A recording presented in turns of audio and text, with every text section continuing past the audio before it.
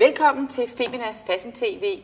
I dag skal vi tale om, hvordan man kan snyde sig slankere med et todelt sæt. I dag har jeg besøg af Dorte, som faktisk er Feminas redaktionschef. Og jeg har valgt at give Dorte et sæt på. Det er faktisk et todelt sæt, som er et par bukser med elastik, så man har det behageligt også. Ned langs siden, hvis du lige drejer, Dorte, har vi de smukke sorte galoner, der som gør det en til det slanker lidt til en. Det, der er vigtigt, når man skal prøve at snyde sig slanker, det er at vælge de samme mønster for oven og for neden.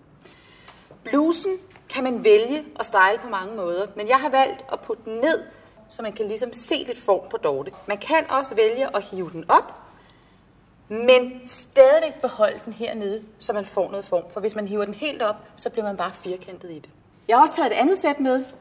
Det her sæt er også et todelt sæt. For øvrigt er det meget moderne at gå med todelt sæt, og det bliver det ved med at være. Blusen har en effekt, hvor den har en slankende effekt ved ærmet, det vil sige, at man bliver lidt mindre over skuldrene. Bukserne har de sorte galoner hernede af, som også gør, at man bliver lidt slankere. Så det er vigtigt at kigge på detaljer, når man går ud og skal finde sit todelte sæt.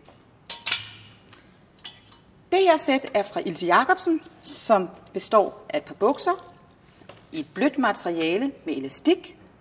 Og blusen, den er med store ærmer, og det er igen vigtigt, at man styler det ned i bukserne, så man får noget facon.